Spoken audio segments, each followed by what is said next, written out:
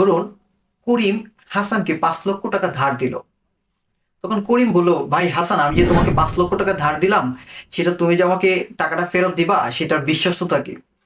তখন হাসান বলল, আচ্ছা ঠিক আছে, আমি তোমাকে একটা চেক দিচ্ছি। তখন হাসান একটা চেক দিল। কিছুদিন পরে করিম এই চেকটি নিয়ে ব্যাংকে গেল। ব্যাংক কর্মকর্তা বলল যে আপনার এই চেকের এগেনস্টে অ্যাকাউন্টে কোনো টাকা নেই। তখন করিম বলল, আচ্ছা ঠিক আছে, তাহলে আপনি আমাকে একটা লিখিত দেন। তো ব্যাংক কর্মকর্তা একটা লিখিত দিল এবং চেকটি ফেরত দিয়ে দিল। এই যে ব্যাংক থেকে চেকটি ফেরত দেওয়া এবং টাকা যে নাই এটার যে একটা মেমোতে লিখিত দিল, এটাকে বলা হচ্ছে চেক ডিসঅনার। চেকে যে উল্লিখিত তারিখ রয়েছে সেই তারিখ থেকে 6 মাসের ভিতরে চেক ডিসঅনার করাতে হবে। এবং ব্যাংকে যদি চেকের উল্লিখিত পরিমাণ টাকা যদি থাকে তাহলে চেকটা ডিসঅনার হবে না।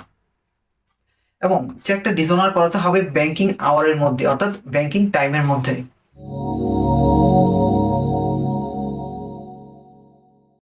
প্রথমে আপনি ব্যাংকে গিয়ে চেক ডিসঅনার করাতে হবে এবং 30 দিনের ভিতরে টাকা পরিশোধ করার জন্য একটা উকিল নোটিশ দিতে হবে।